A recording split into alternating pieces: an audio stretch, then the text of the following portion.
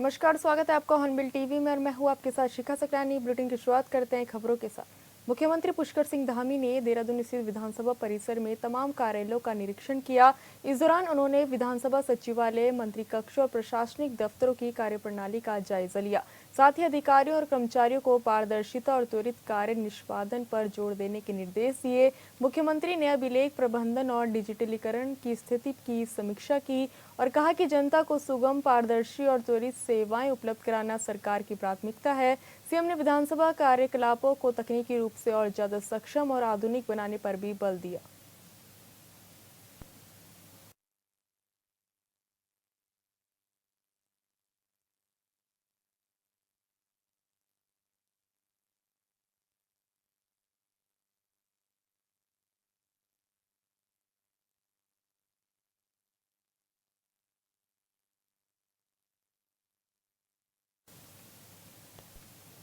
उत्तराखंड कांग्रेस ने आज प्रदेश में बिगड़ती कानून व्यवस्था समेत तमाम मुद्दों को लेकर अब राजभवन कूच किया। इस दौरान कांग्रेस के बड़े नेताओं के साथ साथ सैकड़ों कार्यकर्ताओं का हुजूम कांग्रेस भवन से राजभवन की ओर निकला और सरकार के खिलाफ जमकर नारेबाजी की। कांग्रेसियों ने आरोप लगाया कि बीजेपी राज में कानून व्यवस्था पूरी तरह चरमरा गई है। महिलाओं पर उत्पीड़न और गैंगरेप, हत्याएं जैसे जघन्य अपराध देवभूमि में हो रहे। स्थानीय लोगों की जमीनों पर माफिया कब्जा कर रहे हैं और कानून का राज उत्तराखंड में समाप्त हो गया है। अपराधी बेखौफ वारदातों को अंजाम दे रहे हैं।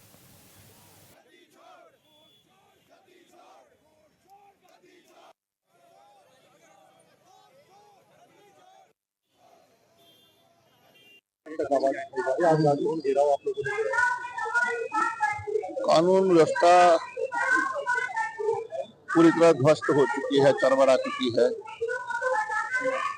भाजपा के राज में कानून नाम की कोई चीज नहीं रही। अपराधी बेखौफ हैं, आम आदमी डर और भय के साए में जी रहा है और जो पंचायतों में चुनाव में जो देखने को मिला है, हम गवाह हैं। और जिस तरह से पंचायत चुनाव में नैनीताल में खुलेआम, सरेआम, दिन दहाड़े जिला मुख्यालय, माननीय उच्च न्यायालय जहाँ पर हो, वहाँ पर कितना बेखौफ होकर अपराधी प्रवृत्ति के लोग, जिन्हें पूरा संरक्षण सरकार का रहा है, जिन पर पुलिस प्रशासन के का हाथ रहा है, पुलिस प्रशासन की संलिप्तता दिखाई देती है, अपहरण कर लिया जाता है। बेताल घाट में खुलेआम गोलियां चलती हैं, जोराहाट में भी ये देखने को मिलता है। और पूरे प्रदेश में पंचायती चुनाव में अराजकता का, तानाशाही का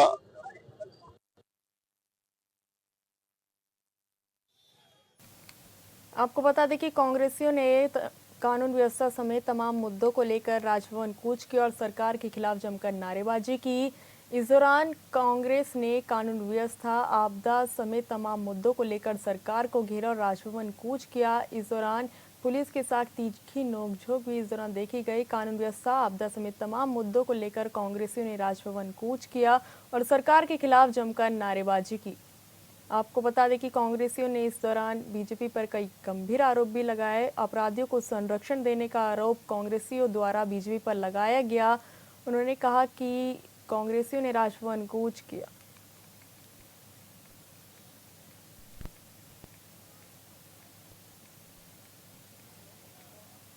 प्रदेश कांग्रेस ने तमाम मुद्दों को लेकर राजभवन कूच कर प्रदर्शन किया, जिसको लेकर बीजेपी प्रदेश मीडिया प्रभारी मनवीर चौहान ने कांग्रेस पर तंज कसते हुए कहा कि कांग्रेस मुद्दा विहीन है। साथ ही कांग्रेस पूरी तरह से घबराहट में है। प्रदेश की जनता को गुमराह करने के लिए इस प्रकार के प्रदर्शन किए जा रहे हैं। मुख्यमंत्री धामी ने उत्तराखंड को अंतर्राष्ट्रीय स्तर पर पहुंचाया है। वहीं जिस प्रकार से नगर निकाय और पंचायत चुनाव में कांग्रेस हारी है, आने वाले 2027 के चुनाव में भी कांग्रेस की हार निश्चित है, जिससे कांग्रेस चिंता में है और अपनी गलतियों के ऐसे प्रदर्शन से छुपाने की कोशिश कर रही है।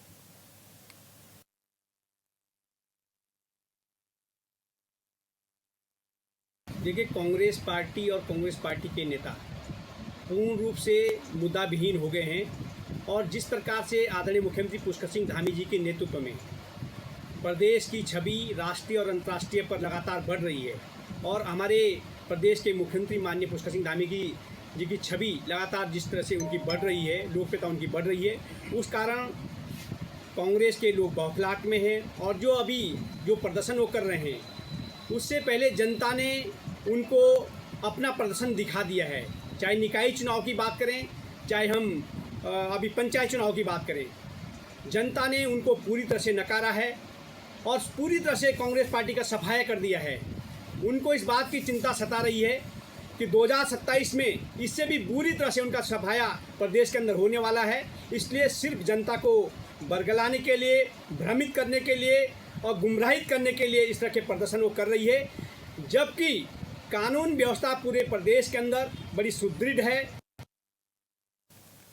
प्राधिकरण और बद्रीनाथ महायोजना की नीतियों समेत 14 सूत्रीय मांगों को लेकर श्री बद्री संयुक्त संघर्ष समिति का जन आंदोलन अब 3 हफ्ते पार कर चुका है।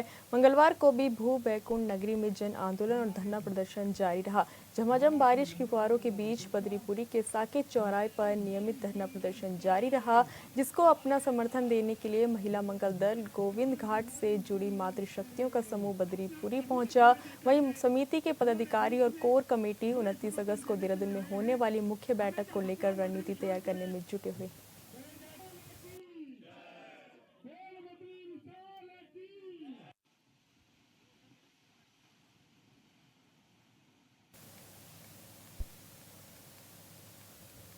चमोली के थराली में बादल फटने से जो नुकसान हुआ है उसकी भरपाई के लिए सरकार की तरफ से सहायता राशि तो दे दी जा रही है, लेकिन दूसरी बड़ी समस्या ये है कि रानीबगड़ कोटडीप समेत सामुदायिक स्वास्थ्य केंद्र के निकटवर्ती क्षेत्र में बड़ी बड़ी दरारें आ गई है। मकान से लेकर सड़क तक दरार है, जिससे इलाके में भय का माहौल।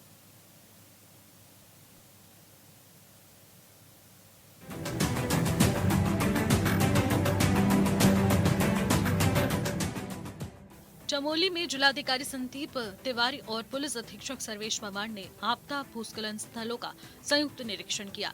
निरीक्षण के दौरान उन्होंने रानीपगड़ कोटडीप समेत सामुदायिक स्वास्थ्य केंद्रों के निकटवर्ती क्षेत्रों का जायजा लिया। यहां पहाड़ के बड़े हिस्सों में दरारें आने और चट्टानों के अटके होने की स्थिति पर उन्होंने गंभीर चिंता व्यक्त की है और कहा कि इसके निस्तारण के लिए तकनीकी राय आवश्यक है। इसके लिए सिंचाई विभाग, भूवैज्ञानिक और कार्यदायी संस्थाओं जैसे कि PMGSY के साथ ही लोक निर्माण विभाग को संयुक्त निरीक्षण करने के निर्देश दिए गए हैं, ताकि वास्तविक स्थिति का सही आकलन कर आगे की कार्रवाई की जा सके। रानीबगड़ कोटदीप हॉस्पिटल मोहल्ला क्षेत्र का निरीक्षण किया गया, जहां PMGSY का कार्य चल रहा है। तो पूरे क्षेत्र का भ्रमण करने पे पाया गया है कि पहाड़ के जो हिस्सा है वहाँ पे बहुत सी जगह में मोटी दरारें पाई गई हैं। तो हॉस्पिटल मोहल्ले के जो भवन खतरे की जद में थे उनको कल ही खाली करा दिया गया था। जिलाधिकारी चमोली ने थराली डूंगरी पक्की सड़क पर आई दरारों का निरीक्षण किया।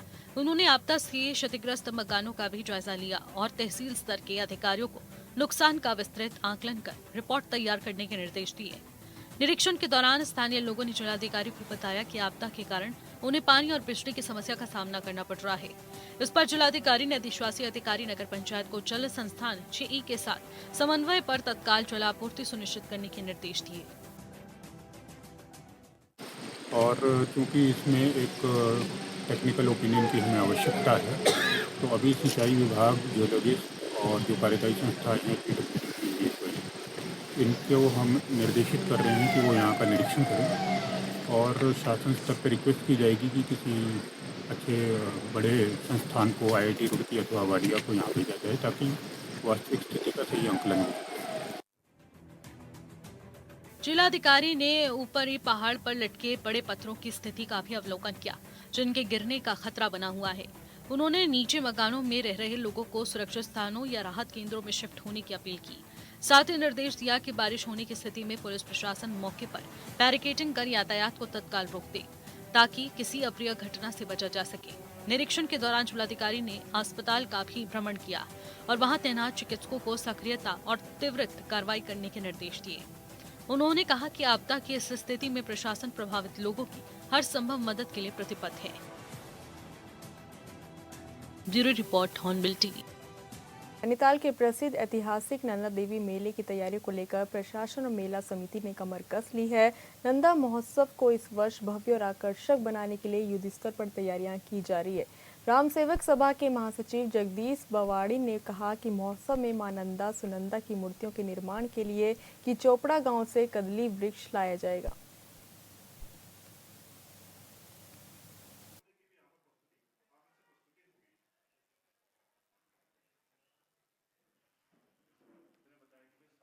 नंदा देवी महोत्सव का 123वां वर्ष है।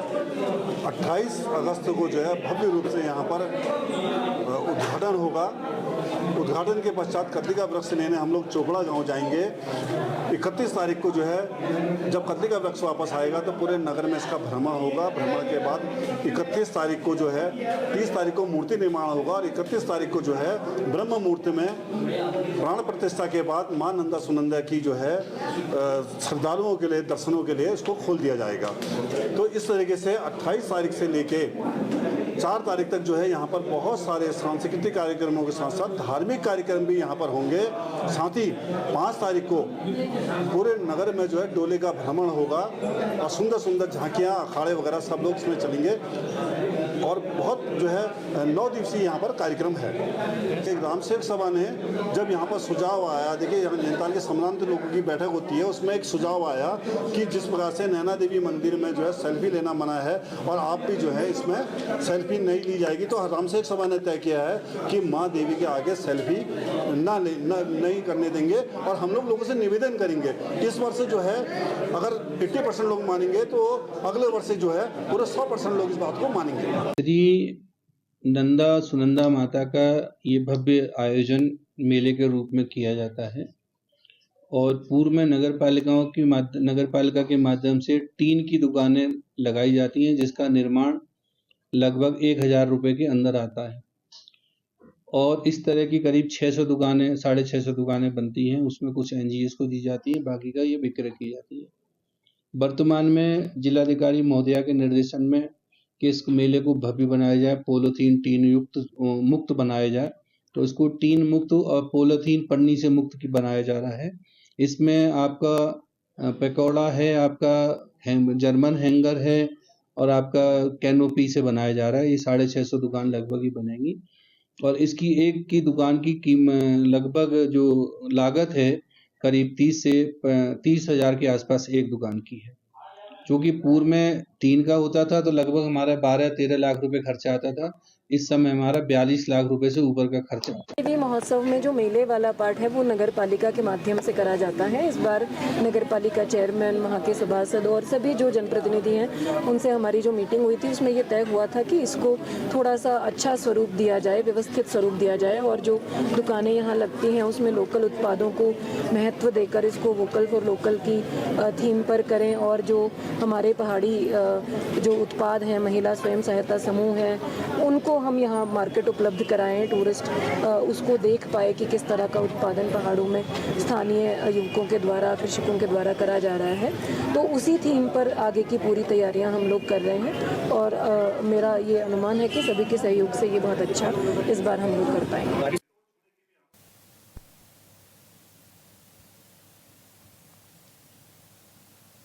इस खबर पर ज्यादा जानकारी के लिए संवाददाता सुनील बोरा हमारे साथ जुड़ चुके हैं। सुनील, नंदा देवी महोत्सव की तैयारियों को लेकर प्रशासन ने कमर कस ली है, ऐसे में कब से मेला आयोजित होगा, क्या कुछ प्रशासन ने तैयारियां की है? 28 अगस्त से मेले का शुभारंभ हो जाएगा। 28 को कदली वृक्ष के लिए टीम रवाना होगी, उसके बाद मूर्ति निर्माण, प्राण प्रतिष्ठा, मेला भ्रमण 5 सितंबर को रहेगा। अगर बात करें महिला क्षेत्र की तो मेला क्षेत्र को इस बार भव्य रूप दिया जा रहा है। पूरे कैनोपी के माध्यम से डोम बनाए जा रहे हैं, डोम के अंदर दुकानें बनाई जाएंगी क्योंकि पिछले दिनों में जो मेले हुआ करते थे वो टिन सेट में करते थे और बारिश के दौरान जहां दुकानदारों को खासा दिक्कतों का सामना करना था और उनका सामान पूरा भीग जाता था, खराब हो जाता, नुकसान हो जाता। वहीं जो श्रद्धालु और जो मेले में आए लोग होते थे उनको खासा दिक्कतों का सामना करना पड़ता था। लेकिन इस बार डोम जो बनाए जा रहे हैं उसके अंदर जो मेला परिसर रहेगा उसके अंदर वाटरप्रूफ व्यवस्था की गई है, जिससे कहीं ना कहीं इस बार जो मेले का स्वरूप है वो कुछ अलग नजर आएगा। जी सुनील, हमारे साथ जुड़ने तमाम जानकारी साझा करने के लिए धन्यवाद। बाजपुर में प्रशासन, राजस्व और कृषि विभाग की टीम ने खाद की दुकानों पर छापेमारी कर कालाबाजारी करने वालों की पोल खोल दी है। जहां एक दुकान में ऑनलाइन रिकॉर्ड में इससे कम खाद पाई गई, जिस पर एक्शन लेते हुए एसडीएम अमृता शर्मा ने दुकान को सील करने के आदेश दिए। वहीं प्रशासन की इस कार्रवाई से डरकर कई खाद विक्रेता अपनी दुकानें बंद करके मौके से फरार हो गए। इस रिपोर्ट में देखिए।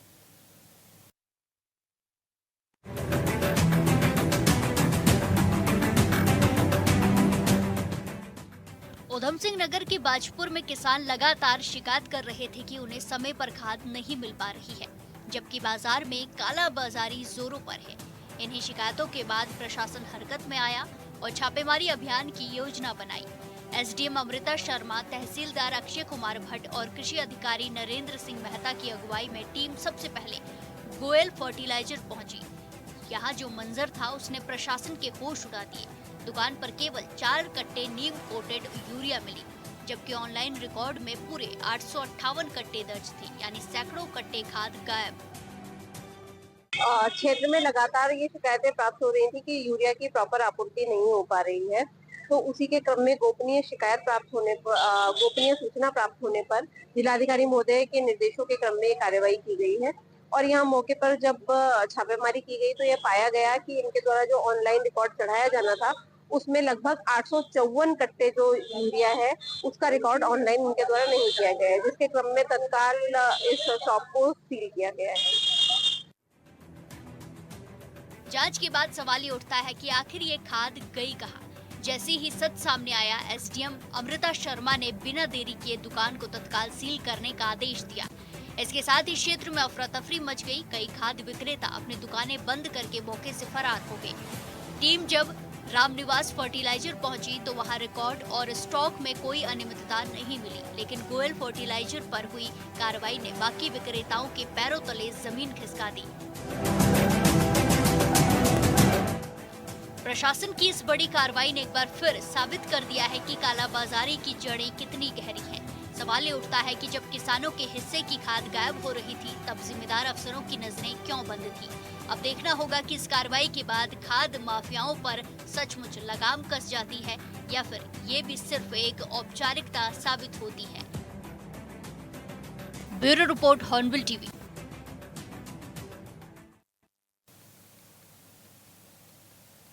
हरिद्वार की पौष कॉलोनी शिवालिक नगर में होटल कारोबारियों की बेटी की असलहे की नोक पर बंधक बनाया गया। 3 हथियारबंद बदमाशों ने घर में घुसकर बड़ी लूट की घटना को अंजाम दिया। बदमाश हजारों की नकदी, जेवर, लाइसेंसी रिवॉल्वर और कारोबारियों की कार लेकर फरार हो गए, जिससे क्षेत्र में दहशत का माहौल है। वहीं मामले में एसएसपी प्रवीण डोभाल ने कॉम्बिंग अभियान का आदेश दिया, जिसके बाद से पुलिस बदमाशों की धरपकड़ में जुटी है।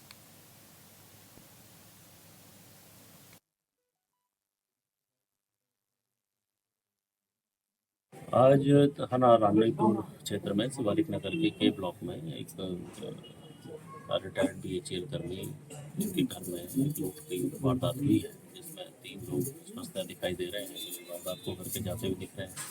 तत्काल अभी पुलिस के द्वारा मौका मुआयना भी किया गया। मैं भी मौके पर ही आया हूँ।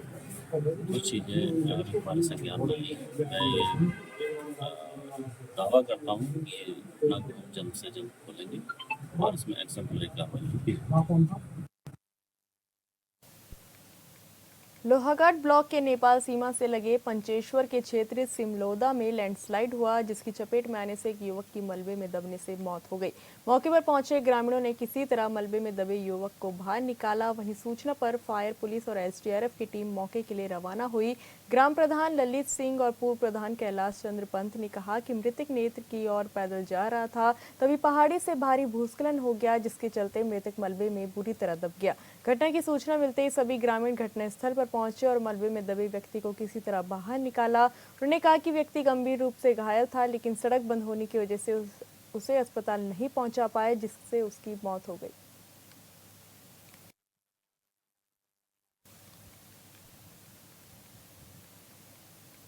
देहरादून के परिवहन विभाग में कर्मचारियों की कमी होने से काफी दिक्कतें हैं। आरटीओ प्रवर्तन अनीता चमोला के अनुसार विभाग सीमित संस्थानों और मैन पावर की कमी से जूझ रहा है। पूरे शहर की सड़क सुरक्षा सिर्फ परिवहन विभाग के 1 इंटरसेप्टर, 2 डायनेमिक टास्क स्क्वाड और 3 बाइक स्क्वाड के भरोसे चल रही है।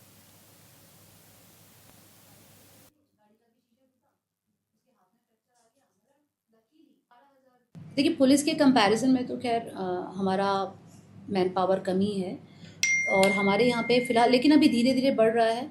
और हमारे देहरादून में ही इस वक्त जो है वो लगभग 1 ARTO हैं, 1 इंटरसेप्टर स्क्वाड है हमारा, 2 डायनेमिक टास्क फोर्स भी हैं हमारे आशा रोड़ी में, और साथ ही हमारे 3 बाइक स्क्वाड भी हैं।